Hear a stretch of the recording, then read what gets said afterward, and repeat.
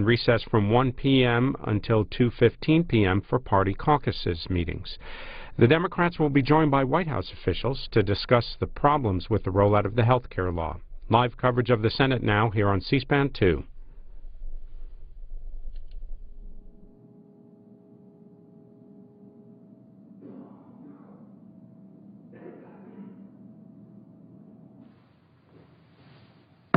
The Senate will come to order. The chaplain, Dr. Barry Black, will lead the Senate in prayer. Let us pray. Eternal God, who transforms common days into transfiguring and redemptive moments, hallowed be your name. Lord, make our lawmakers great enough for these momentous times as they seek to live worthy of your great name. May your precepts keep them from life's pitfalls, guiding them through the darkness to a safe haven. Cleanse the fountains of their hearts from all that defiles, so that they may be fit vessels to be used for your glory. Let your peace be within them as your Spirit inspires them to glorify you in their thoughts, words, and actions. We pray in your wonderful name. Amen. Please join me in reciting the Pledge of Allegiance. I pledge allegiance to the flag of the United States of America and to the republic for which it stands, one nation, under God, indivisible, with liberty and justice for all.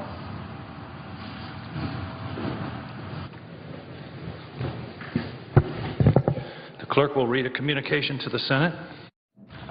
Washington, D.C., November 14, 2013. To the Senate, under the provisions of Rule 1, Paragraph 3 of the Standing Rules of the Senate, I hereby appoint the Honorable Angus S. King, Jr., a senator from the state of Maine, to perform the duties of the chair, signed Patrick J. Leahy, President pro tempore. Mr. President. Majority Leader. This great body, the United States Senate, has a unique ability to work very quickly when there's cooperation present. It's one of the many special things about this institution. Unfortunate cooperation has, in recent months, been very lacking. Case in point, one senator has delayed action for more than a month on a bill to ensure the safety of custom medications mixed by pharmacies for patients with unique health needs. Mr. President, the reason that 97 senators voted to move this legislation is because 64 people died. 800 were made very, very sick, with some of them very sick. They had strokes and other medical issues because of this irresponsibility and the negligence of this company in Massachusetts. A lawsuit was filed recently in Nevada. 2 young boys were allegedly impacted significantly as a result of this medication. It was really bad medication.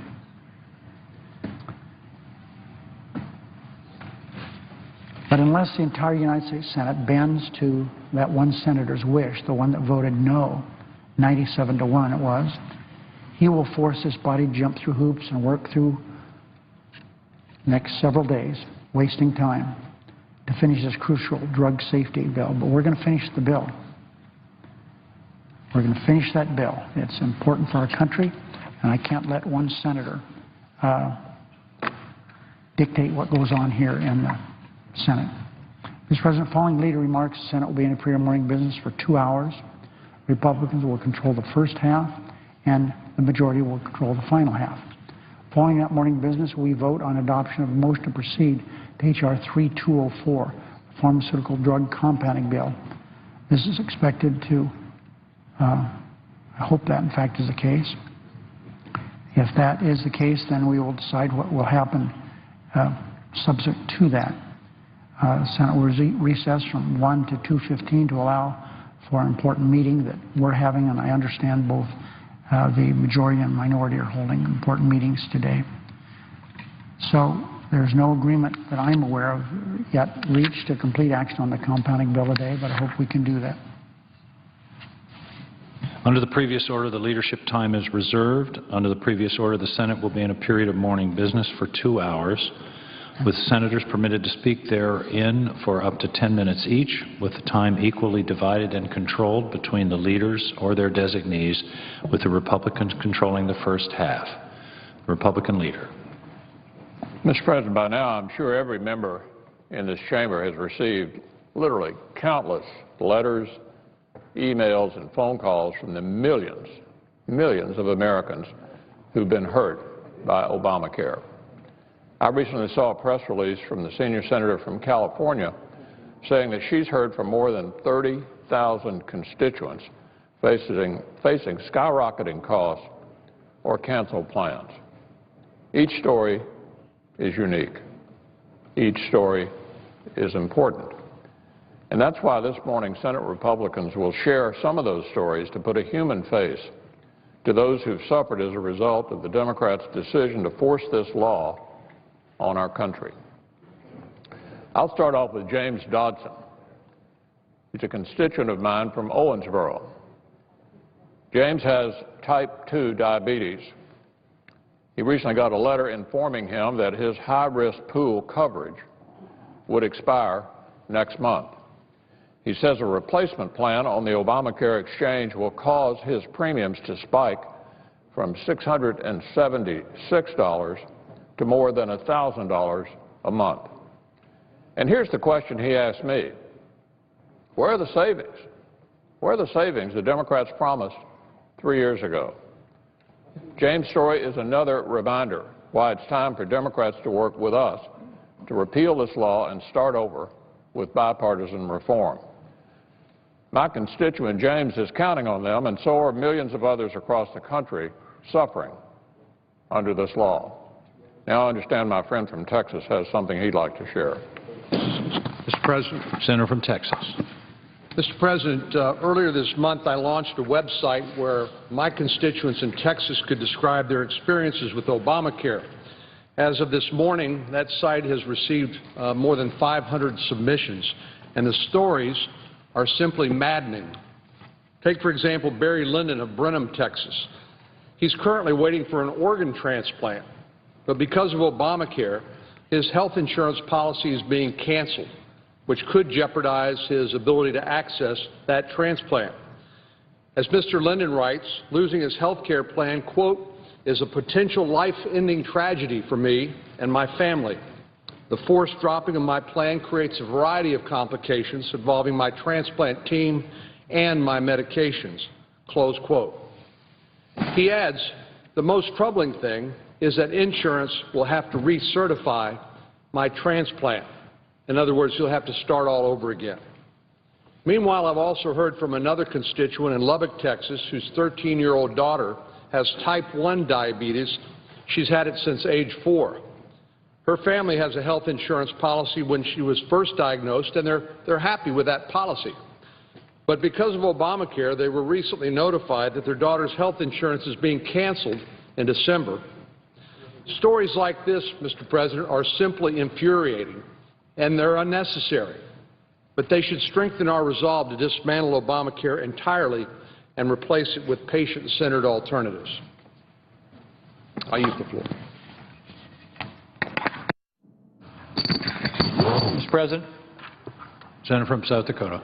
Mr. President, the news out of South Dakota is like it is everywhere else. It's all bad. It's cancellation notices and sticker shock that families, individuals, small businesses are experiencing. This is a letter from a couple that I received from my state.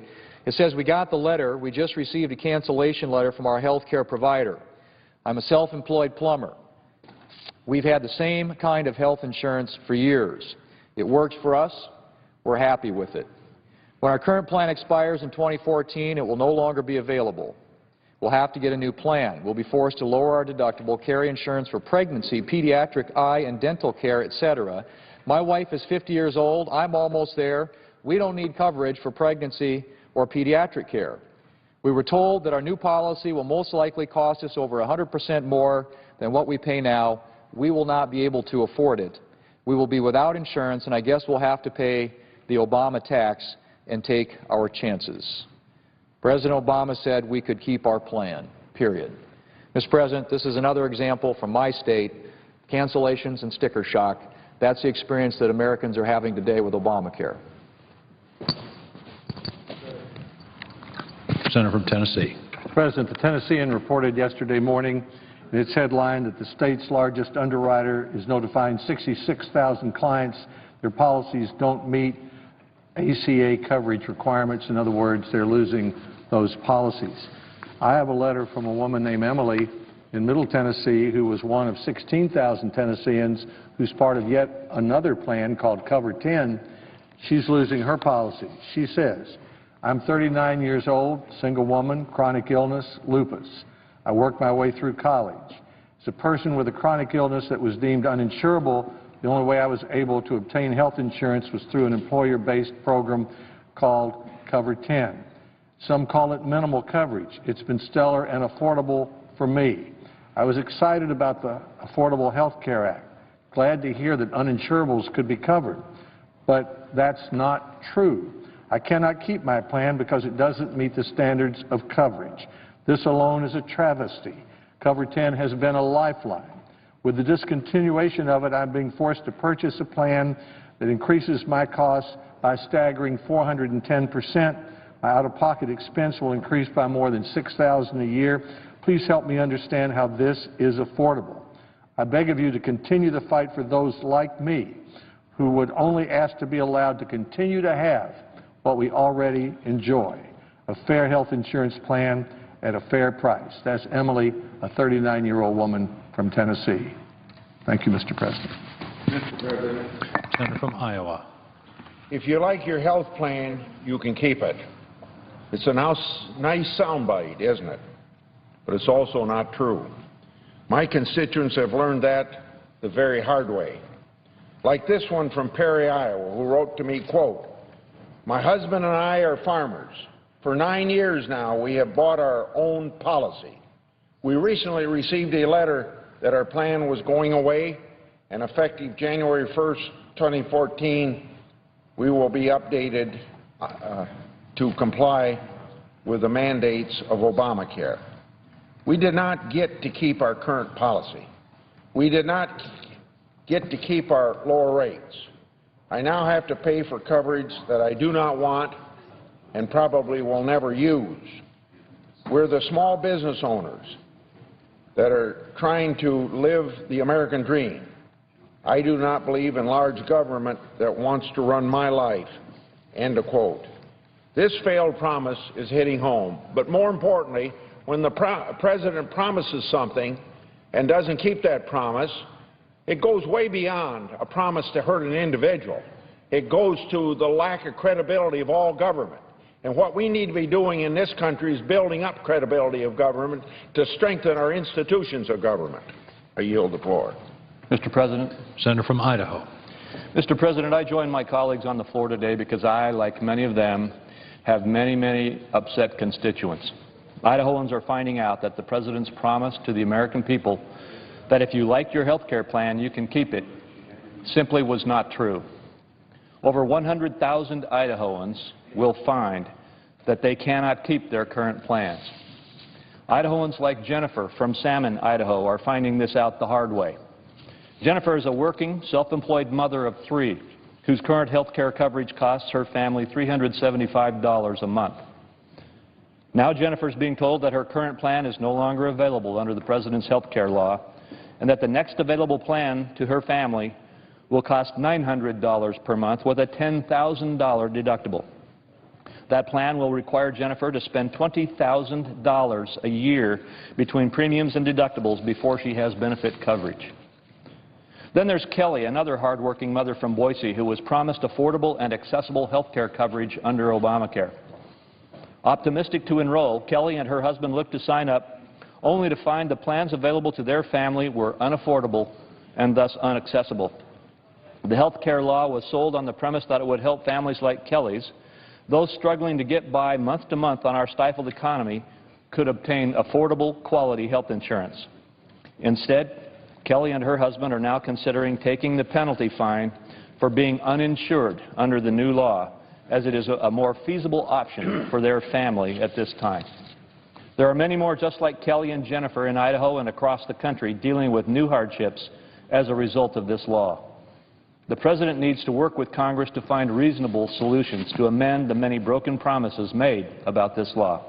Thank you, Mr. President. I yield the floor. President. You're from Kansas. Mr. President, Beth from Tribune, Kansas is a single mother of a 3-year-old son with significant physical disabilities. Her son's insurance is being canceled. To replace this policy with a similar plan, it's going to cost far more than the $750 monthly premium Beth does pay now. She writes, "How can this be? My little boy needs health insurance. Now our insurance company is telling us this policy no longer exists because it doesn't meet the government requirements, and if we'd like to get another plan, it's going to cost even more for the same child." We didn't change children. It's the same child. This doesn't make sense. We frequently visit multiple specialists. We need this insurance. It baffles me as to why this is happening. It's not rocket science. It's health care. Obamacare is affecting the people that need it the most, and not in a good way. It's very stressful raising a child with significant needs. I'd like to be concentrating on the health and well-being of my son and not on stressing out over health insurance. For Beth and her son, we must repeal this law. I yield back. Mr. President. Senator from Mississippi. Mr. President, according to the U.S. Department of Health and Human Services, my state of Mississippi will have the 3rd highest premiums in the nation as a result of the so-called Affordable Health Care Act. This is unacceptable for my state, and you can be sure I'm hearing from my constituents about this. For example, a married couple in Long Beach who own a small business. The private insurance plan they've offered to their employees for over 20 years will suffer a 33% premium increase on December 1st. Their insurer specifically cited the ACA's mandated coverage, fees, and taxes for the increased premiums. The couple will continue to insure their employees because if they were to discontinue this, their employees and families would suffer because they would not be able to afford individual plans.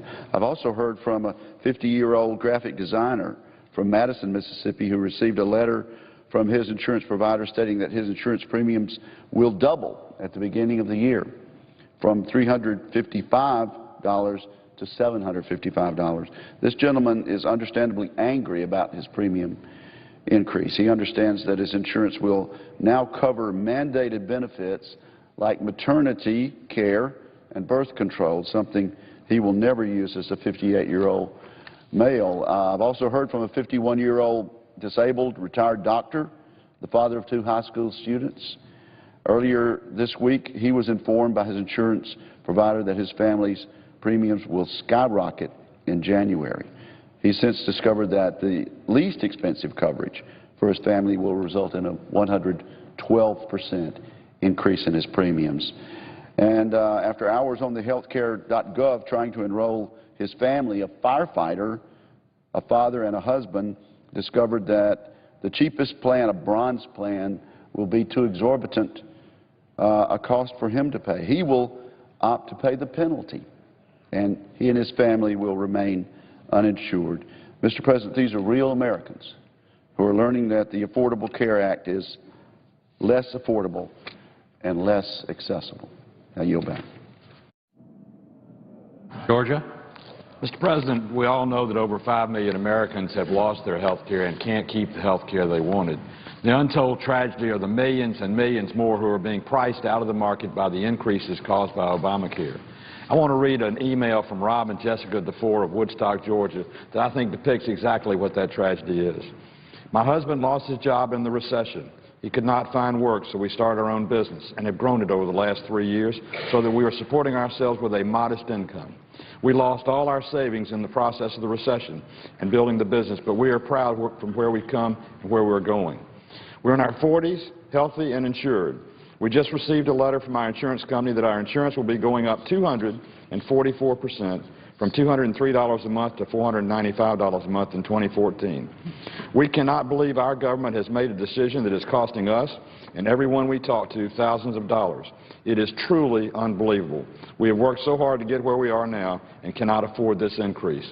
Obamacare is pricing the average American out of their health care. I yield back. Mr. President. Senator from Georgia.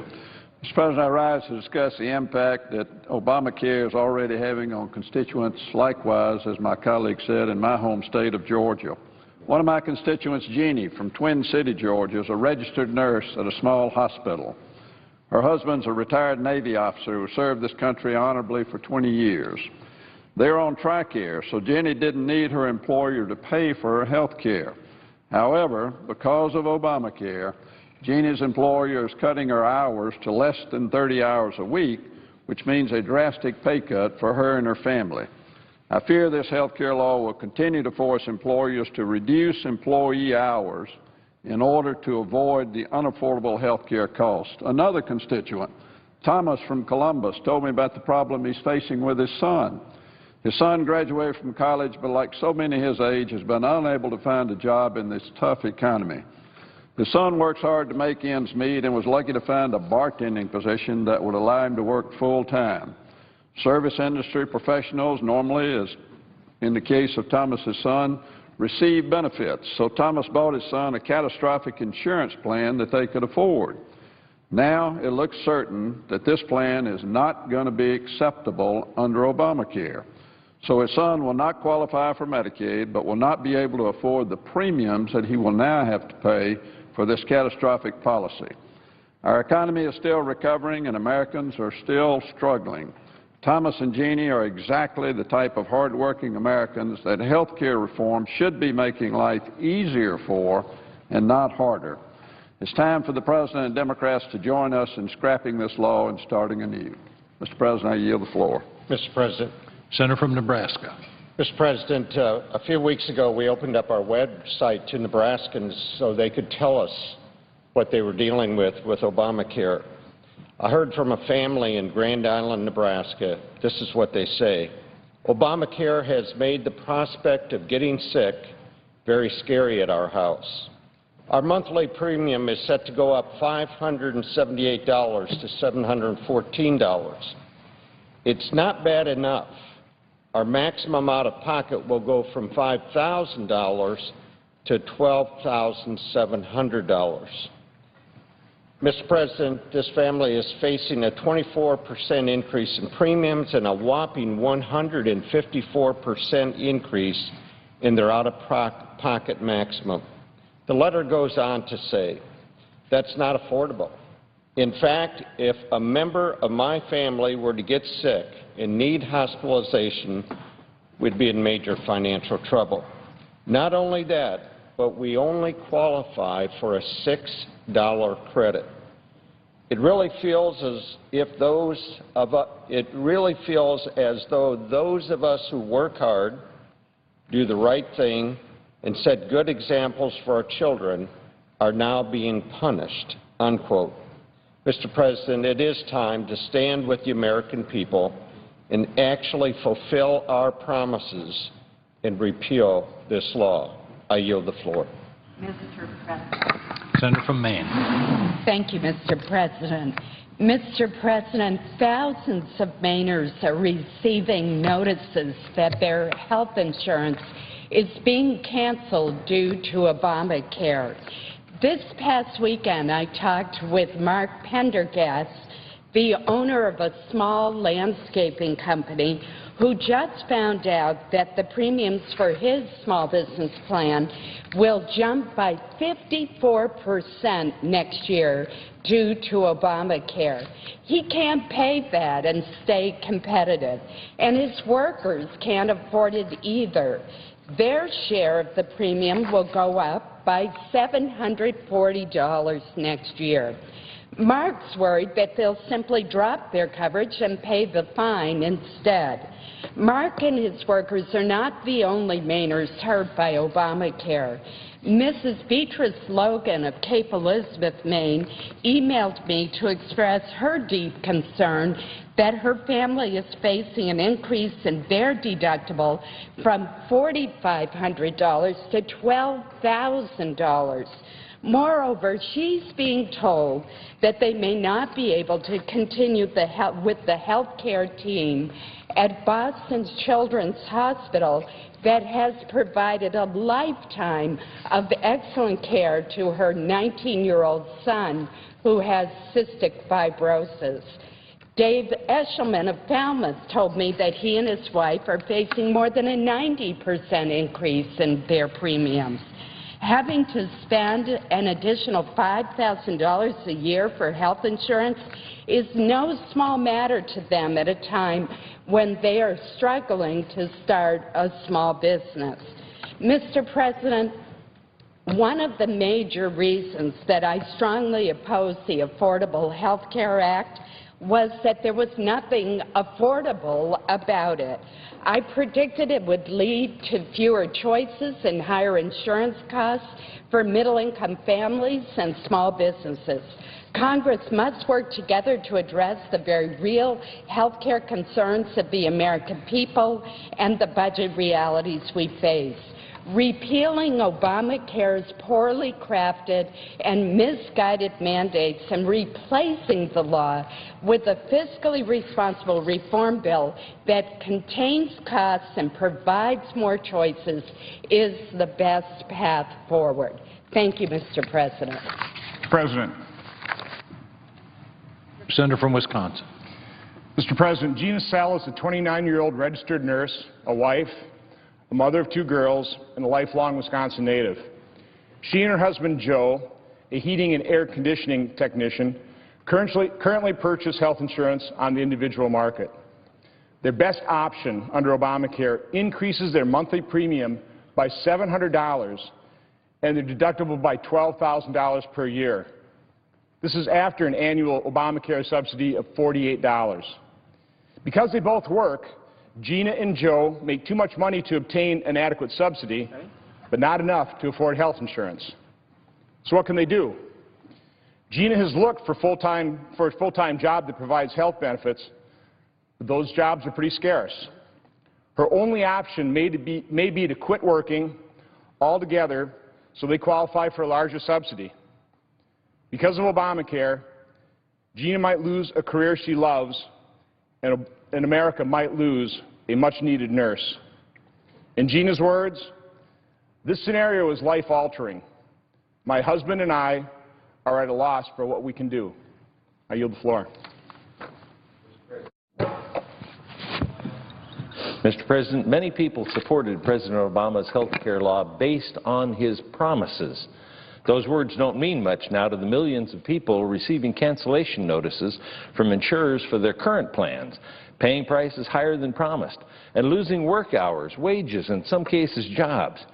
In Wyoming alone, there are over 2,600 people who are losing health coverage they liked. I've received numerous letters from my constituents illustrating the scope of this problem. Greta from Laramie is one of them. Greta's a graduate in graduate school and paying for tuition out of pocket.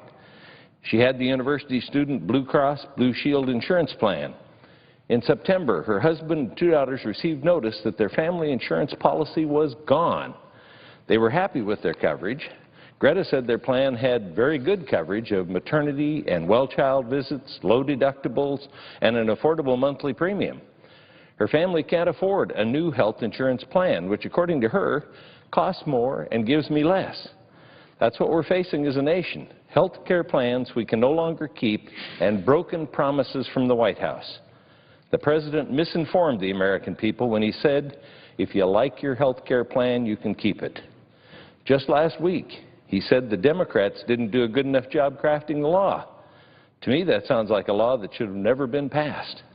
We must continue to push for repeal of this law of broken promises and work on alternative solutions that really do what the people were promised. I yield the floor. Mr. President. Senator from Missouri. Mr. President, Sonia, her husband, are from Troy, Missouri. She contacted us to tell me that when her husband quit his job a few years ago to start his own business, they, of course, when that happened, lost their employer coverage, but they were able to go check on health care coverage for the self-employed, and they found what they thought was a really doable policy for them.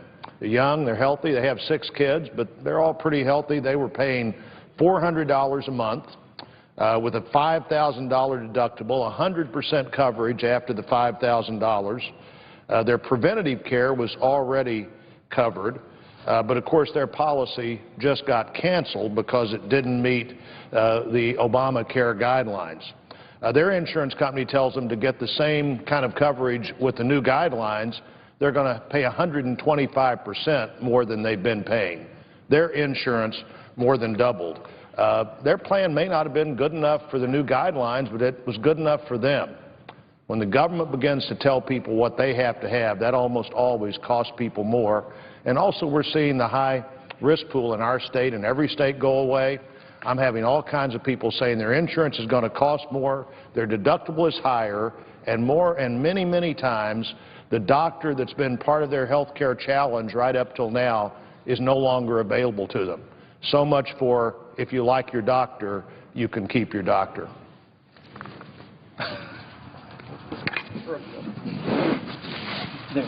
President. Senator from Ohio. Mr. President, I think it's great we have the opportunity to come to the floor today to talk about what our constituents were telling us. We don't do that enough. Last night I had a teletown hall meeting.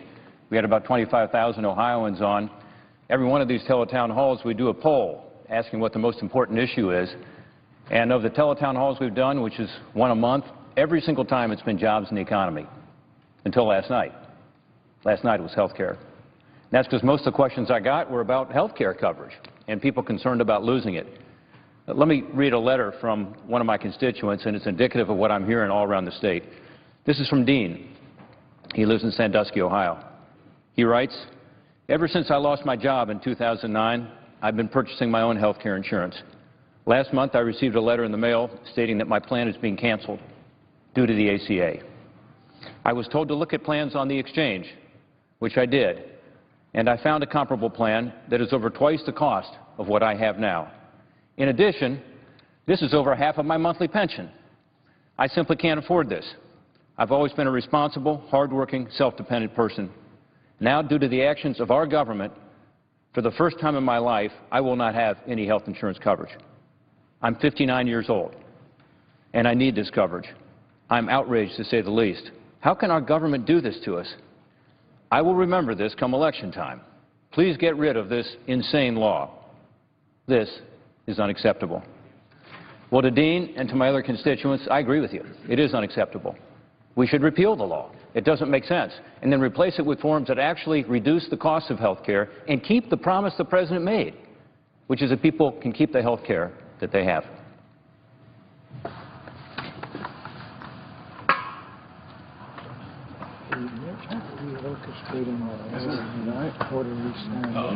Mr. President. Senator from Indiana. Mr. President, the President has publicly promised all Americans, if you like your plan, you can keep it. If you like your doctor, you can keep that doctor. The only change, he said, you'll see are falling costs. Well, Donna, a senior citizen from New Albany, who are not supposed to be, senior citizens are not supposed to be affected by this Obamacare. She received a letter telling that she and her husband no longer could keep their Medicare Advantage plan. It was terminated. And so they found another plan. Much higher cost, much higher premium, much higher deductible. Cynthia from Lafayette, Indiana. I'm a self-employed and purchase health care privately. I'm a single parent with a mortgage payment and a child in high school. I was given an estimate for a plan. My plan was canceled, and I was given an estimate for a replacement plan almost double of what I'm paying today. Mr. President, you have not kept your promises for seniors. You have not kept your promise to single working mothers. You have not kept your promise to families. you've not kept your promise to the people that I represent.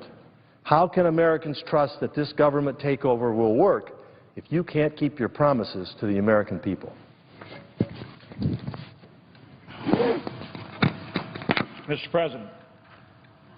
Senator from North Dakota. In North Dakota, we've got a lot of farmers and we've got a lot of ranchers, and they're small business people. They run a small business, and they're being hit very hard by Obamacare like other small businesses across this country. A rancher from Rame contacted us. His name's Wayne, and he ranches there. You know, Rame's an area where we have a lot of cowboys, a tremendous rodeo. They compete nationally, and they have great livestock herds there. But he writes in, he says, I'm not one to get too upset about things, but this deal really has me mad. We got a letter a few weeks ago that said they were dropping our policy. I've paid my own insurance for years and years. When I got that letter, it just hit me. Because somebody in Washington decided I was too stupid to figure it out if my policy was right for me or not. I don't pay a lot of attention to politics, but usually what gets decided in Washington doesn't slap you in the face like this law has with me, he says. I've gone on healthcare.gov and used the estimators they direct you to. I could be going from a $2,500 deductible to something between $10,000 and $12,000, the way it looks to me. This is going to cost me a lot more for something I don't even want. And if I could, I'd like to read just another short story from a couple in Grand Forks that got a hold of us on the marriage penalty that Obamacare creates. She writes in, my husband and I met with the primary health insurance carrier in North Dakota and were told that our current coverage under the guidelines of the Affordable Care Act will cost us at least another $400 more a month, and our deductible will increase from $2,000 to $12,000. And because we're married, we cannot choose individual plans, which would be a lower deductible. In essence, we're being punished for being married. We are looking at paying more than $1,500 a month in health care because we are only 61 years old and not eligible for Medicare for another 4 years. $18,000 a year for health care. We were told that part of the problem is the provisions in the law require us to choose a plan that has maternity benefits. How does this make sense for seniors to be forced to buy coverage that does not apply to them? We agree that benefits shouldn't be denied to people, but it's not fair to be forced to buy coverage that doesn't even apply. Mr. President. Senator from Nebraska. Mr. President, I rise today to speak on behalf of nearly 3,000 Nebraskans who have contacted my office with their concerns about Obamacare. Their stories are unfortunately not unique. Skyrocketing premiums and cancellation of plans that they were promised that they could keep. Kurt from Lincoln, Nebraska wrote to tell me he has seen his Blue Cross Blue Shield premium rise a shocking 300%. David, a father living in Omaha, is facing a potential total increase of $16,000 a year for his family's coverage. $16,000. Another constituent from Bertrand, Nebraska will see his family's deductible more than double next year. He asked, how is this the Affordable Care Act? An apology now won't help the hardworking Nebraskans who have lost or who will soon lose their current coverage. One constituent wrote, folks shouldn't need a second mortgage to pay for Obamacare. I agree. I yield the floor. Senator from Wyoming. Senator from Wyoming, I get home every weekend, talk to people, was home this weekend, and Veterans Day and was in the Target store in Casper, ran into a small business owner, has a small electrics company that he runs. He has about 4 people that work with him. And he's somebody I've operated on. He's a former patient of mine, and he told me that he was one of those 4 million Americans who had gotten that letter that he had lost his insurance. He said, you know, the President promised that this would be easier to use than Amazon.com. I said, I can't get on. He said, it'd be cheaper than your cell phone bill. He said, well, that's not been the case. And he said, the President said, if you like what you have, you can keep it. Clearly not the case. He said, what's wrong? What's wrong with this? How can we fix it? I got another letter from a rancher I need to read to you, Mr. President, from Newcastle, Wyoming. She says, we're ranchers. We're ranchers who buy our own health insurance. Currently, we pay $650 a month for an 80-20 policy with a $3,500 deductible. She says our maximum family out-of-pocket is $10,000 a year. We don't carry maternity insurance, she said, because we've completed our family. She said, I'm 45 years old, and she said, I've had a hysterectomy. So she said, I recently called my insurance agent out of fear our policy would be canceled. Well, he said it would be canceled at the renewal time. She says that he told me that their policy didn't meet Obama's requirement because of maternity coverage, and they'd have to choose a policy from the exchanges. Now, remember, she's had a hysterectomy. She doesn't need or want or ever going to use maternity coverage. She said that the insurance agents quoted her rates for a comparable policy at $1,300 to $1,600 per month. Remember, they're now paying $650. He said the insurance agent also told me that they could take a bronze policy, much less coverage than they currently have, for $900, still $250 a month higher than they'd have to pay. But the out-of-pocket cost then was much higher, much more difficult for the family.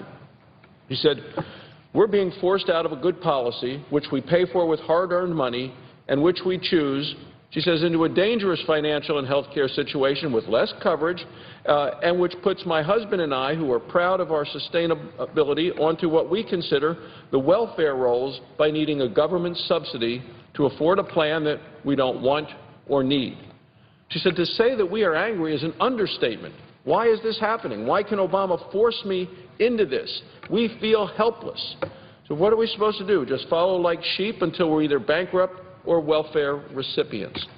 Mr. President, this is not what the President of the United States promised the American people. It's not what every Democrat in this body who voted for this health care law promised the American people. The American people deserve better. They deserve to be able to get the care that they need from a doctor that they choose at lower costs. None of that has come true under this health care law. Thank you, Mr. President. I yield the floor. President. Senator from Mississippi. Mr. President, the more my constituents learn about the administration's so-called Affordable Care Act, the more it becomes clear that major changes should be considered. I recently heard from a constituent who had learned from accessing the Obama administration's enrollment website that the plan with the lowest cost available to him has a $7,000 yearly deductible with a $12,000 out-of-pocket maximum and a premium of a little over $2,400 a month, nearly twice as much as he and his wife currently pay. This family is just one example of millions of Americans who are suffering from sticker shock because of the cost of insurance plans on the President's new health insurance exchanges. The shock is made worse for those who are being rejected by the plans that they were told they could keep but now cannot. It's clear we need to urge the administration to consider going back to the drawing board. We should get together, too, here in the Senate, and find common ground that makes better sense for the American people. Thank you. Senator from South Carolina. Thank you, Mr. President. For the last 3 years, we've heard President Obama and our friends on the left promise, no guarantee, that Obamacare will make health insurance more affordable. But day after day, we see costs going up for hard-working families all across our country. Not merely the rich families, not just the 1%, but middle-class Americans. Last week, I heard from Natalie Geiger, a wife and a mother of 3 in Charleston, South Carolina, whose health insurance costs are seeing double-digit increases. Mr. President, these are the faces of real people impacted by Obamacare. They're not stats. They're not numbers. They don't get waivers. They're taxpayers, middle-income taxpayers. And Obamacare is forcing many to choose between saving for college for these 3 little kids and paying for health care. They shouldn't have to choose. Obamacare and healthcare.gov are words we now know are synonymous with failure. I yield the floor. Mr. President. Senator from Arkansas. Thank you, Mr. President. I'd like to tell the story of a constituent that emailed me that is so representative of what thousands are going through in Arkansas. This is Mark from Little Rock. He wrote me after receiving his cancellation notice. Here's what he had to say. I recently received from Blue Cross Blue Shield that my individual health insurance policy will not be renewed after 2014 due to Obamacare. Although I am very happy with this policy, I'm being forced out of it after 2014. The alternative options under the Affordable Care Act are not very affordable. The closest alternative plan will increase my deductible 25% and increase my monthly premiums 300% from $285 a month to $850 a month. Mark goes on to note that his current plan is Blue Cross, which he describes as not a bad apple provider, and that he will be required to pay for the entire cost of this new plan out of pocket. These are all very serious problems with the program, and certainly Mark is not alone. Mr. President. Senator from North Carolina. Mr. President, I recently received a letter from Kathleen Steffen of Fletcher, North Carolina, who wrote me to describe her experience with the Affordable Care Act and the impact on her health care. And I'd like to read her letter versus to paraphrase it. She said, Dear Senator Burr, I recently received a notice from Blue Cross Blue Shield of North Carolina that my health insurance policy will be canceled effective January 1, 2014, because it does not meet all the mandates under Obamacare. My current premium is $418 a month. The replacement policy being recommended to me will cost $928 a month, a 122% increase, and I don't qualify for subsidies. I've had continuous coverage with Blue Cross Blue Shield for many years, and I like my current plan. I'm a 62-year-old woman and will not benefit from the mandatory additions to my plan, such as maternity coverage, newborn, and pediatric care. In the past, having a continuous coverage provided a sense of security that my rates could not be raised based on a change in my health status. I experienced such a change in 2012 when I was diagnosed with breast cancer and underwent 7 months of treatment. Now, my rates are more than doubling. The security's gone, not because of the change in my health, but because of Obamacare. When President Obama was selling the Affordable Care Act to the American people, he repeatedly promised, if you like your health care plan, you can keep your health care plan, period. I'm writing to you today to tell you that I do like my plan, and I want to keep it. I'm asking for fairness for myself and for the estimated millions of other Americans who've had their plan taken away by Obamacare. Sincerely, Kathleen Steffen. Mr. President, how do I answer Kathleen's letter? I yield the floor. Mr. President. Senator from Idaho. Mr. President, every one of us can stand up here and tell thousands of stories. Mine would come from a gentleman by the name of Clint W., who is a small business owner, received notice that he wasn't grandfathered, was being canceled as of the first of the year. Premiums went from $320 to $1,200. His deductible went from $5,000 to $12,700. Says he can't afford it, and he canceled the policy so that he could save some money for future medical expenses, and he's going to stay canceled as long as he possibly can. You know what struck me about this, and I didn't get a lot of letters from poor people. I didn't get a lot of letters or contacts from rich people. Where my contacts came from was middle-class America, which is what this country is. We are a middle-class country, by and large, with a small sliver of rich people at one end and some people that are deserving of our help at the other end. But who are primarily affected by this are the middle class of America. Now, my good friends on the other side try to claim that they're the party that represents the middle class of America. I don't know if they're getting the same letters that we are, but if they are, they realize that they've done something horrible. They didn't do a plan here to help disadvantage, which the Republican Party has always helped with. What they have done is a social experiment that is collectivism or socialism at its worst. It's obvious it's a failure. These things don't work. The American people, over 200 years, built up a very successful insurance system and health care system in America, and in 3 years, this thing has been destroyed. There's 44 days left to make this thing work, and if this isn't done right, there's going to be a collapse come January 1st, and the American people are going to know exactly who caused it. Thank you, Mr. President. Mr. President. Senator from Florida. Mr. President, one of the things that hasn't been discussed is the impact that Obamacare is having on Medicare and Medicare beneficiaries. Obviously, being from Florida, we have a significant number of Medicare beneficiaries, and in particular people that are under something called Medicare Advantage, which is the only program in Medicare where seniors get to choose their coverage, the type of coverage they want, things of that nature. My mom's a Medicare Advantage patient. So I wanted to read briefly, if I could, a letter that I received from a constituent of mine named Michelle Hatley, who lives in Destin, Florida, which is in northwest Florida. And it's a letter that she received regarding her existing doctors. She also got a letter from one of her providers that talks about the changes that are happening. Let me read you the email. She sent this attached with it. Here's a copy of the letter that I received from White Wilson Medical Group. As I indicated in our conversation, Sacred Heart might be also affected. My Medicare Advantage plan was the Medicare Completer through AARP and the United Healthcare.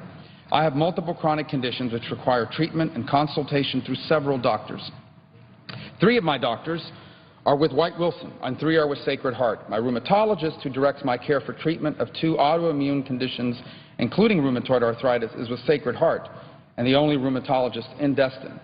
I am also legally blind, so transport to another doctor out of town is both difficult to arrange and expensive. Of the plans that are available that will allow me to keep my doctors, the annual out-of-pocket is significantly higher, as well as the co-payments and the deductibles for patient visits, prescription drugs, and inpatient care. My choice has been reduced to finding all new doctors or enrolling in a different Medicare Advantage plan, which will cost more. I wanted the Senator to be aware that Medicare clients are experiencing negative consequences from ACA as well.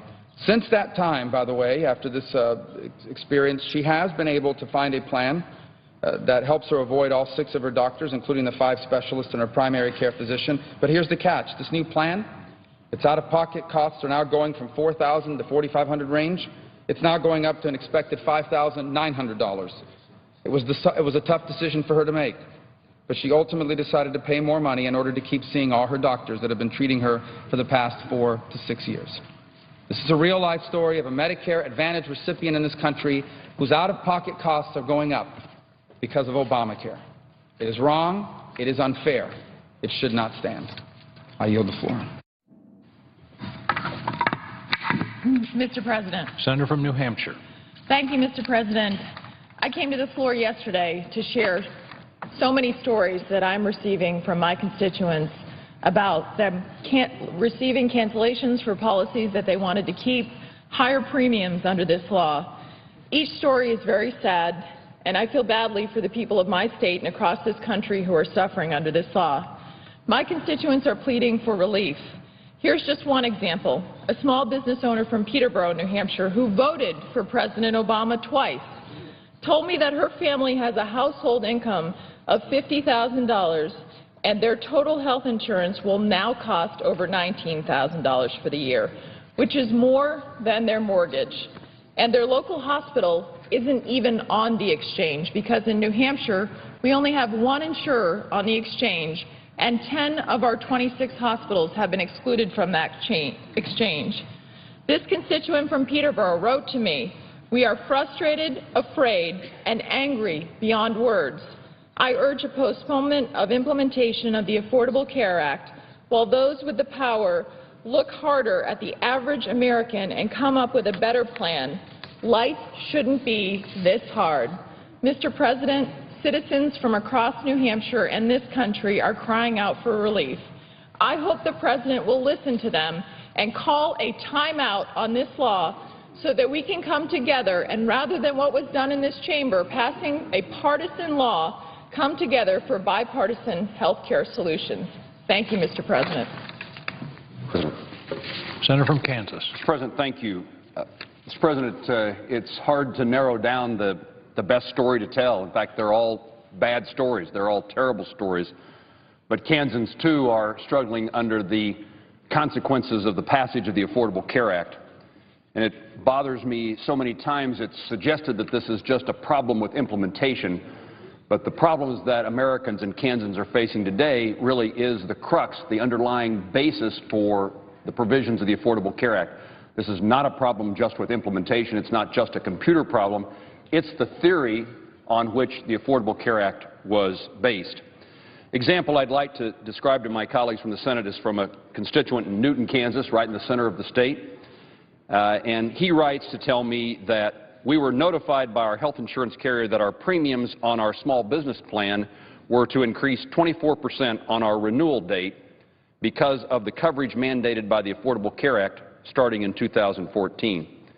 As a small business owner in our late 50s, we have struggled to find affordable health care insurance for years. About 2 years ago, we were able to sign up for a plan offered to small businesses through a well-known carrier.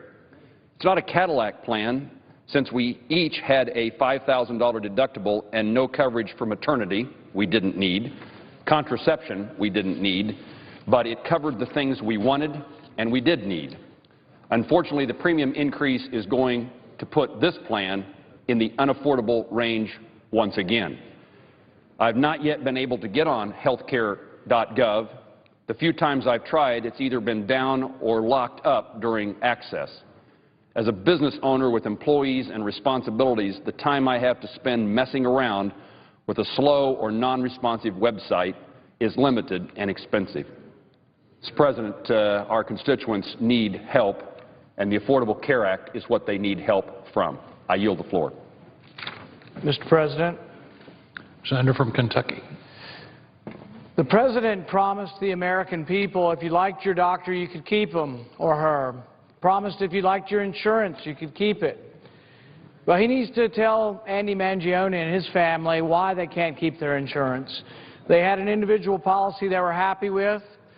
They paid $300 a month. They're now going to be asked to pay $900 a month for things that they don't want and they didn't choose to have. This isn't really just about health care. This is about freedom of choice. This is about whether or not you can choose what type of insurance you want. The question is, what's next? What choices will be taken from us? I'm going to be signing up for Obamacare. I tried yesterday 15 times. I wasn't able to get beyond create an account because every time I pushed create an account, nothing happened.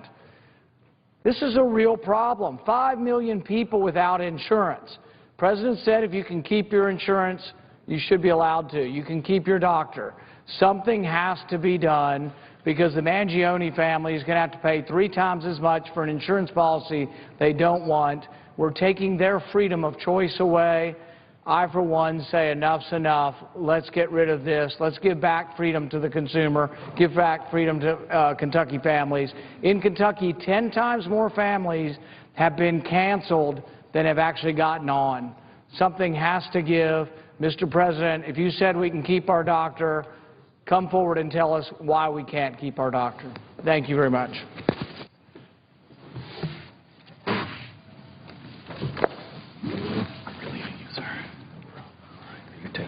Yes, sir. You've got all the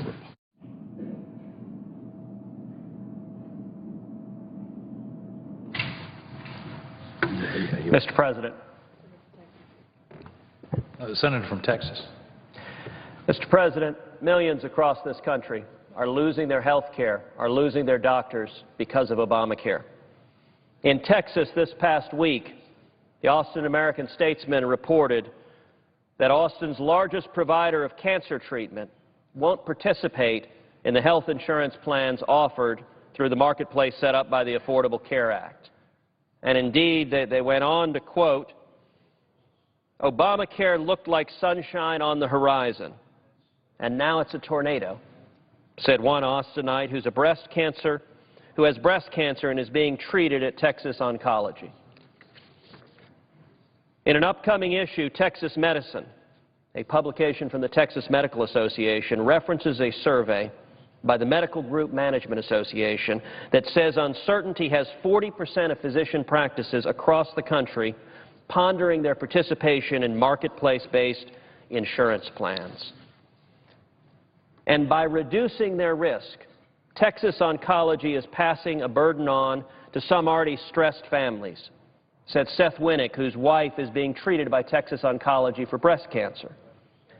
Quote, "It's an unwelcome burden and could seriously affect thousands of families who deal with cancer in our communities. If Winnick's family is forced to pay out-of-network rates to treat his wife, the family will have to make some tough decisions. We will make the financial sacrifice necessary to purchase the best care we can afford, and we hope that is enough." But Mr. Winnick continued, he had nothing positive to say about the people who provide care at Texas Oncology, but he also said expanding health care coverage to people who don't have it is a noble goal, but the impact that has on those of us who do have it remains to be seen.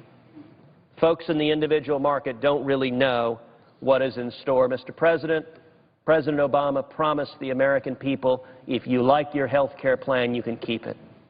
We now know that promise wasn't true. Obamacare isn't working, and it's time to start over. Thank you, Mr. President. Good senator from Arizona. Mr. President, as my colleagues have said, I think all of us have heard from hundreds of our constituents in the past couple of weeks who have had their insurance policies canceled or their insurance policies have been made unaffordable by the Affordable Care Act. I want to talk for a minute about Greg and Linda. They live just a couple of doors down from me. I heard from Greg earlier this week. Greg and Linda are in their late 50s, early 60s. They know at this stage in life what kind of policy they need. They know what they don't need. They had a premium of about $400 under their old policy. They paid $440 to be exact. The new plan that they've been able to find that matches most closely with what they have now after their other policy was canceled would cost them just over $1,000, $1,055 to be exact. How is that affordable? The President promised, if you like your plan, you can keep it. If you like your doctor, you can keep it. Him or her, period. That's not been the case. The President needs to explain to Greg and Linda and to hundreds or thousands of other Arizonans who are losing their health coverage how it is that he said that they could keep it and they now can't. I yield the floor. Mr. President. The senator from Utah.